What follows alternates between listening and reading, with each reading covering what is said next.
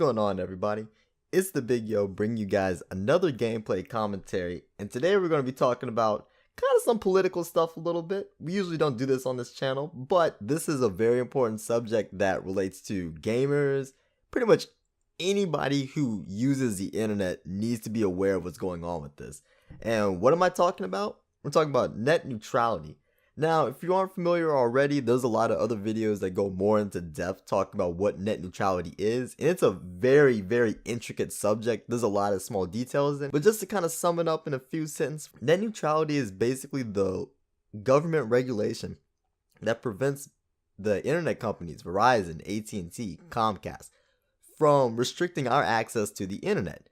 So basically, when I get onto the internet, now with net neutrality, I can go on any sites that I want to, within reason. Like if the user wants it to be private, I can't go on there because I don't have the password. But regardless of that, I can go wherever I want to. I can watch Netflix, I can go on YouTube, Twitch, Twitter, Facebook, Pornhub. I can go on all of that stuff, unrestricted. But what the internet companies want to do is they want to get rid of net neutrality and basically make it to where we have to pay an extra price to be able to go to Netflix, to be able to go to YouTube and Twitch. And it's interesting because I kind of see where they're coming from with it. The reasoning that they're saying that net neutrality is basically unconstitutional is because it's restricting their ability to do business. So by giving people unrestricted free access to the internet, they're also giving them access to competitors' advertisement and stuff. And that makes sense because if I'm Verizon, I don't want people going on AT&T's website and seeing the deals that they have. But one counter to that is, in most places in the United States, you only get two, or some cases even one internet provider. You don't really have a choice. It runs like an oligopoly pretty much. So there really isn't any competition. Like for instance, for me, I really wanted to get AT&T. That was the internet service that I wanted, but I was stuck between Cox and Charter. So I ended up going with Cox. But yeah, like you already don't really get a choice with your internet provider. So even though they're saying, oh yeah, well, we don't want to, it's restricting our ability to do business, you kind of already did that. So, I mean, pretty much they already have all the customers that they're going to get. This really isn't preventing them from that. But I do understand where they're coming from, and they actually have a valid point.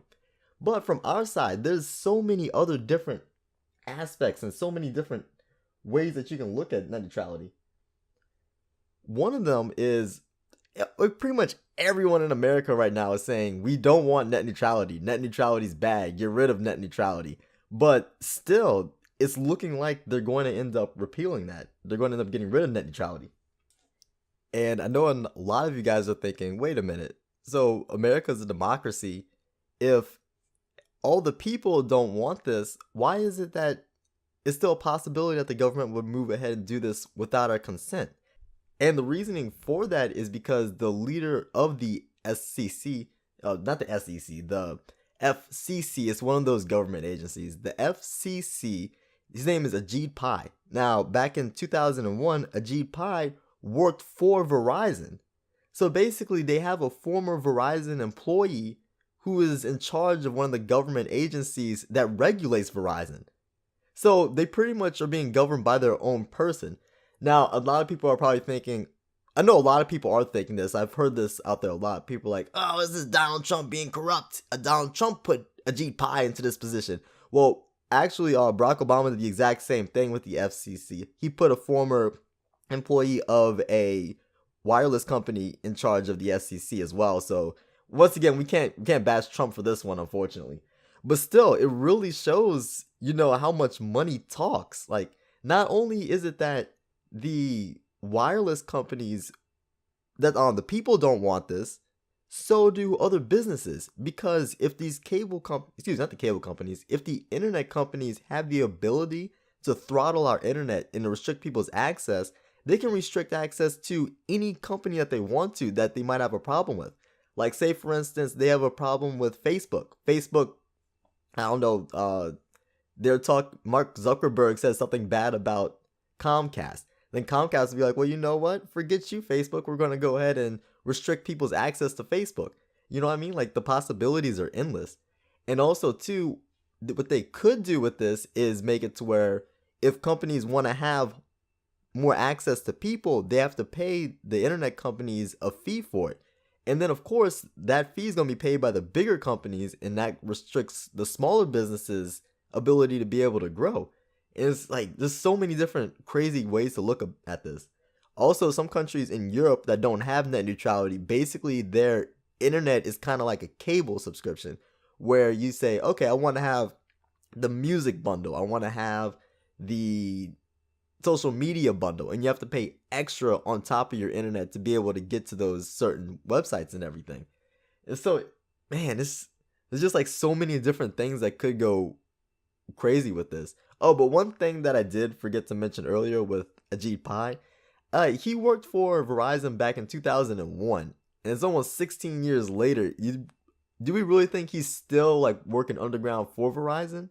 I mean, I don't know. It's a possibility, but at the same time, like I really don't know. So we'll see what's going to happen with this, man. But it's really looking like net neutrality is going to go away. It's going to be free reign for the internet companies. So who really knows what's going to happen with this?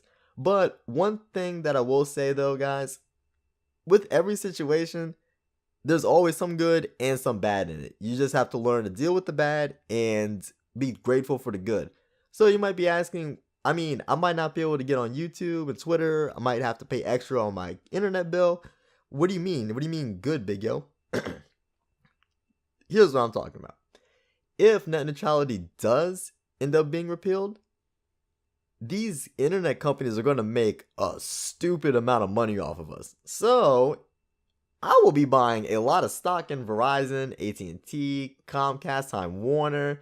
Well, I mean, I would, but right now I don't have any money for that.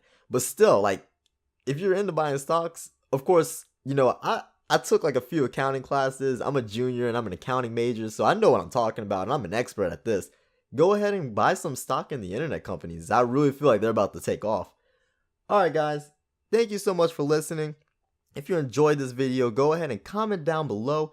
Like, if you're genuinely for net neutrality going, let me know, because I'm curious to see what people are thinking about this who are on the side of repealing net neutrality.